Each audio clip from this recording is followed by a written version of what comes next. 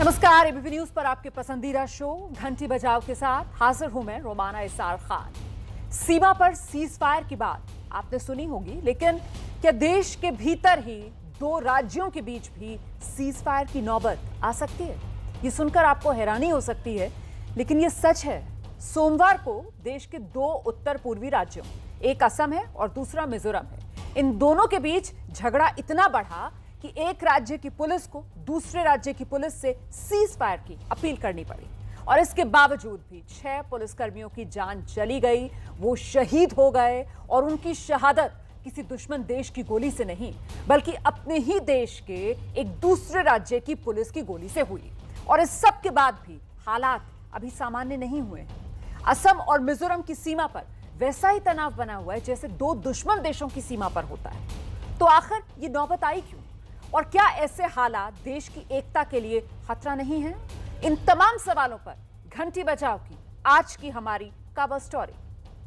थोड़ा देर के अंदर वो लोग जंगल में चुप से हमारा ऊपर ऐसा फायर शुरू किया कि कोई दुश्मन देश का साथ फायर किया। एमजी मशीन गन से फायर किया है, AK-47 से भी फायर किया है, कई सारे हथियार से वो लोग फायर किया है हम लोग का ऊपर। बोले हालात का जिम्मेदार सब बड़े लोग हैं। समझ ही नहीं आया किस लिए फायरिंग हो रहा था। समझ देखते इतना अंधाधुंध फायरिंग। कोई नहीं आ रहा। Ralte please cease fire, we are not firing, please cease fire. Cease fire करो, आई एम हर्ट। असम और मिजोरम की सीमा पर इसी तरह काले बादल मंडरा रहे हैं। बोले हालात का जिम्मेदार सब बड़े लोग हैं। पुलिस के घायल जवान की इस बात को उन लोगों को गौर से सुनना चाहिए जो देश की संसद में बैठकर शोर मचाने और हंगामा करने में व्यस्त हैं। मेरा आपके माध्यम से आग्रह है, बैठिए। सत्ता पक्ष हो या विपक्ष, उनके लिए बस वही मुद्दा अहम होता है जो उनकी राजनीति में फिट बैठता हो। इसीलिए दिल्ली से करीब 2500 किलोमीटर दूर असम और मिजोरम की सीमा पर जो हालात हैं, उसकी गूंज संसद में सुनाई नहीं देती। इस बात पर हंगामा करने वाले सांसदों के लिए ये कोई मुद्दा ही नहीं कि देश के दो राज्य एक दूसरे के खिलाफ खड़े हैं। चुनावी मौसम में एकता और अखंडता के नारे देने वालों को क्या अब देश की एकता खतरे में नजर नहीं आ रही? हम लोग रात को भी नींद नहीं हो रहा है। ऐसे गांव का माहौल बहुत खराब ही है। रात को हम लोग ड्यूटी करते हैं रास्ते में।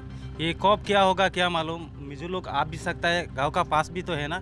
मिजू लोग गांव का पास भी है हमारा, लेकिन कभी भी आ सकता है। इसीलिए हम लोग को रात को भी नींद नहीं होता।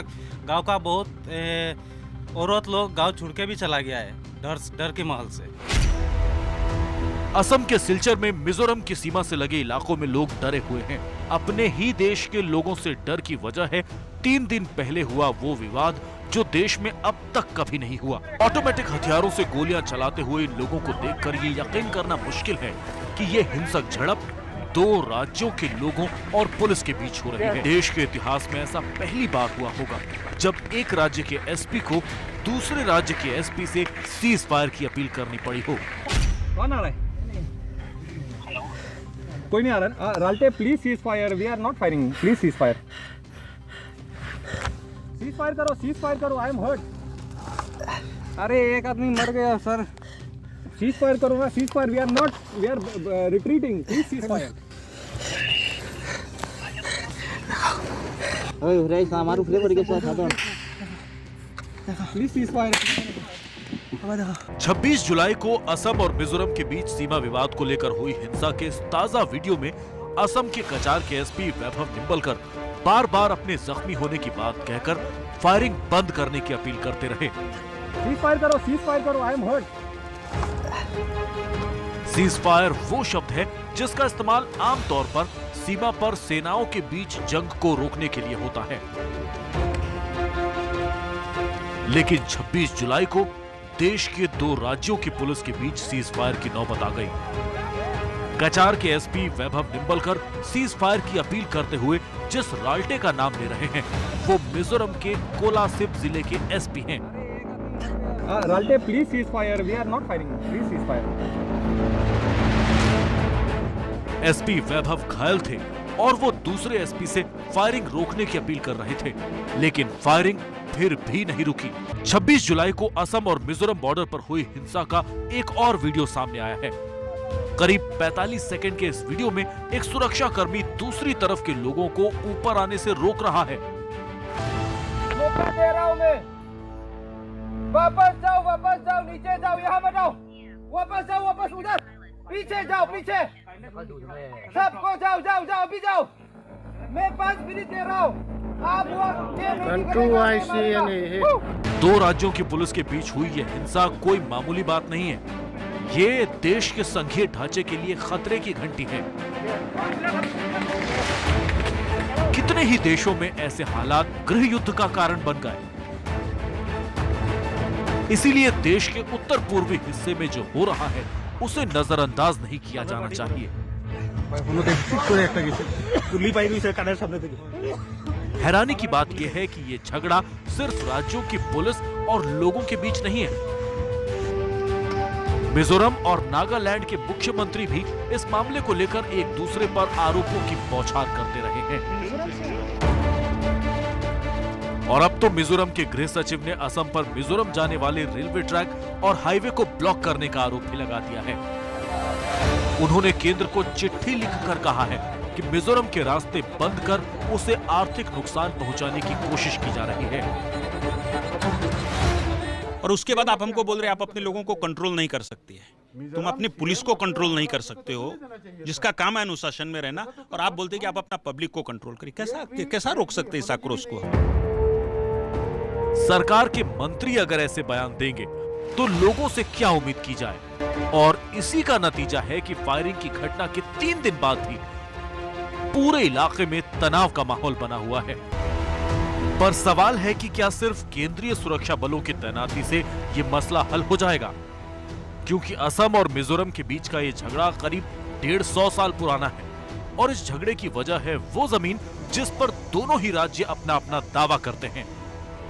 मिजोरम का आरोप है कि असम ने उसके 509 वर्ग मील इलाके पर कब्जा कर लिया है। असम का कहना है कि मिजोरम ने उसकी 1777 हेक्टेयर भूमि पर कब्जा कर लिया है। 165 किलोमीटर का ये पूरा इलाका जो असम और मिजोरम की सीमा है, जिसे विवादित माना गया है, जो 3 किलो में पूरी तरह से फैली हुई है, काचार हो, हैलाकांडी हो या फिर मिजोरम की तरफ वेरांगटे। अब इन जिलों में जो बार बार सवाल उठते हैं, परेशानियों का सबब बनता है, वो होता है सड़क निर्माण।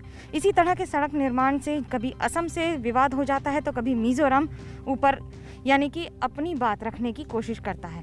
इन दोनों राज्यों में लगातार ठनी रही है। 100 वर्षों से ज़्यादा इस पुराने विवाद में फिर से एक बार घी छोक दिया उस समय जब यहीं से करीब कुछ ही किलोमीटर दूर पर जो स्कूल है उसमें बम फेंके गए। बम फेंकने के बाद अब उसे तो सीआरपीएफ कैंप में तब्दील कर दिया गया, लेकिन वहाँ पर मिजोरम पुलिस भी उसी बिल्डिंग में तैनात है। दोनों राज्यों के बीच हुई हिंसा की शुरुआत कैसे हुई और पहली गोली किसने चलाई, इसे लेकर अपने अपने दावे हैं। असम की तरफ से इस पूरे मामले में मिजोरम को कटघरे में खड़ा करने की कोशिश हो रही है।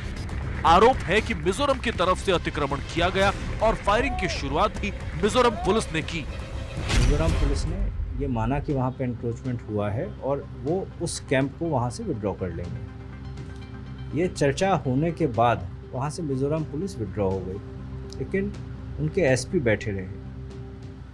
कुछ समय बाद एसपी साहब को एक फ़ोन आया।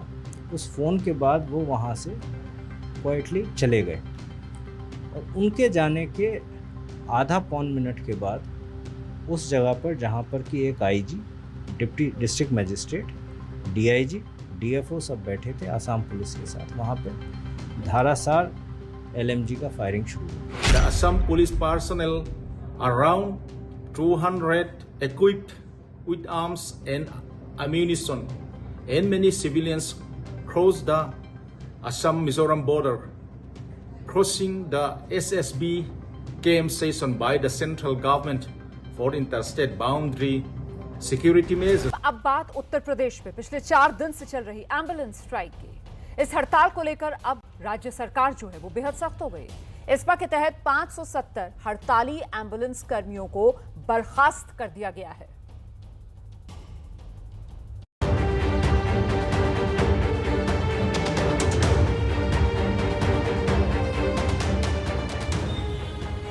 बीमार पत्नी को ट्रॉली से अस्पताल ले जाते हुए व्यक्ति का ये वीडियो वाराणसी का है। यूपी में एम्बुलेंस चालकों की हड़ताल के कारण लोगों की परेशानी अब लगातार बढ़ती जा रही है। अपनी गाड़ी से हम आए हैं, हमारी तबीयत खराब है। किस तरह की समस्या हो रही है? एम्बुलेंस नहीं मिल पा रहा है क्या? एम्बुलेंस चकिया में, चकिया से आ रहे हैं ना, यहाँ से 50 किलोमीटर दूर है। यहाँ पे आते एम्बुलेंस स्टेशन की नहीं, जो गाड़ी होती है उसकी स्टेशन नहीं मिल रहा है और 1 घंटे से परेशान है। हम लोग अपनी गाड़ी से आए, एम्बुलेंस नहीं मिल पाया। नहीं, एम्बुलेंस नहीं मिल पाए, हम लोग अपनी गाड़ी से आए। मरीजों की बढ़ती परेशानी के बावजूद सरकारी एम्बुलेंस चलाने वाले अपनी जिद पर अड़े हैं और हड़ताल जारी रखे हुए हैं। सरकार की चेतावनी और सख्ती के बावजूद आज चौथे दिन भी एम्बुलेंस कर्मी काम पर नहीं लौटे। कानपुर में एक सरकारी एम्बुलेंस से बाइक ढोने का वीडियो वायरल हो रहा है। वीडियो में 2 एम्बुलेंस बाइक लाद कर ले जा रही। होमगार्ड ने सरकारी एम्बुलेंस में अपनी बाइक लदवा दी। धरने पर बैठे चालकों ने कहा कि सीएमओ ने उनसे एम्बुलेंस की चाबियां छीन ली हैं। यूपी में सरकारी एम्बुलेंस चलाने वाली कंपनी का ठेका बदले जाने के विरोध में यह हड़ताल शुरू हुई। सरकार ने इस मामले में सख्ती दिखाते हुए 500 से ज्यादा हड़ताली एम्बुलेंस कर्मियों को बर्खास्त कर दिया। सरकार का कहना है कि अब भी हड़ताल खत्म नहीं हुई तो और सख्त कदम उठाया जाएगा। आज भी इस समय सभी ड्राइवर को बुला के हर जनपद में बताया जा रहा है कि आप 15 मिनट के अंदर तय करें। यदि आप काम करना चाहते ठीक है, नहीं तो आपके गाड़ी का चाबी आप छोड़ के आप जाइए, आपको बर्खास्त कर दिया जा रहा है, वो आप अपना करिए, हम अपनी व्यवस्था से चला लेंगे। तो ये व्यवस्था जब से सख्ती की गई है, जीवीके के ही वर्कफोर्स होने के नाते उनके माध्यम से ही एफआईआर दर्ज किया गया 11 यूनियन के नेता लोग के खिलाफ। सरकार पर दबाव है कि वो जल्द से जल्द इस हड़ताल को खत्म करवाए, जिससे लोगों को हो रही परेशानी खत्म हो सके। और इस वक्त की बड़ी खबर जानिए आप, दिल्ली में पुलिस वाले को हत्या के आरोप में गिरफ्तार किया गया है। ये घटना जो है वो अशोकनगर इलाके की है। 13 जून से अजीत नाम का एक शख्स जो लापता था, पुलिस मामले की जांच कर रही थी। इस दौरान एक वीडियो मिला जिसमें दिल्ली पुलिस का एक कांस्टेबल है मोनू सिरोही, वो लड़के को पीटते हुए नजर आ रहा है। मोनू अपने दोस्तों के साथ उसे कार में डालता है और बाद में उसकी मौत हो जाती है तो शव को मुरादनगर के गंग नहर में फेंक देते हैं। इस मामले में स्थानीय एसएचओ को सस्पेंड किया गया है। हम सीधे रुक करते हैं, मेरे साथ मेरे सहयोगी वरुण जैन इस वक्त मौजूद हैं। वरुण, पूरी गुत्थी सुलझ गई है? देखिए, मामला सुलझ गया है, लेकिन इनके बीच में झगड़ा किस वजह से हुआ था ये पुलिस अभी बताने के लिए तैयार नहीं है। लेकिन बेहद गंभीर मामला, हैरान करने वाली तस्वीरें भी है। न्यू अशोकनगर थाने में तैनात एक पुलिसकर्मी ने अपने थाना इलाके में ही एक युवक की पीट कर हत्या कर दी और उसके बाद मुरादनगर में ले जाकर गंग नहर में लाश को ठिकाने लगा दिया। और सबसे बड़ी बात इस मामले में है, जब परिवार अपने बेटे की मिसिंग कंप्लेंट दर्ज कराने गया तो एसएचओ ने कंप्लेंट दर्ज करने से मना कर दिया। न ही अपहरण का मामला दर्ज किया, न ही मिसिंग कंप्लेंट दर्ज की। लेकिन बाद में जब जांच शुरू हुई और ये वायरल वीडियो सामने आया, तब आरोपी की पहचान थाने के ही कांस्टेबल के तौर पर हुई, जिसके बाद उसे गिरफ्तार कर लिया गया है और जो थाने के एसएचओ है उनको लाइन हाजिर कर दिया है। तो कहीं ना कहीं जो रक्षक है वही दिल्ली के अंदर उनकी तस्वीरें आ रही है कि वो भक्षक का काम कर रहा है। क्या इस मामले में कांस्टेबल के साथ एसएचओ की भी कोई मिलीभगत नजर आ रही है? देखिए, बिल्कुल पुलिस का कहना है कि मोनू सिरोही के साथ और जो बाकी जो उसके दोस्त थे उनकी भी अभी गिरफ्तारी करनी है और इसलिए पुलिस की अलग अलग टीमें छापेमारी कर रही है। लेकिन वारदात की जो वजह है वो अभी तक पुलिस की तरफ से नहीं साफ की गई है। कहीं ना कहीं महकमे का मामला है, आरोप पुलिस के ऊपर ही लगे हैं। पुलिस की जो वर्दी है वो दागदार हुई है, इसलिए किसी तरीके से पुलिस डैमेज कंट्रोल करने की कोशिश कर रही है। लेकिन बेहद बड़ी वारदात दिल्ली के अंदर, इस तरीके से कांस्टेबल ने वारदात को अंजाम दिया। बिल्कुल, बहुत बहुत शुक्रिया आपका इस तमाम जानकारी के लिए। तो वाकई में हैरान करती है ये खबर, क्योंकि दिल्ली पुलिस जो रक्षक की भूमिका में होनी चाहिए वही जब भक्षक बन जाए तो फिर क्या कहा जाए।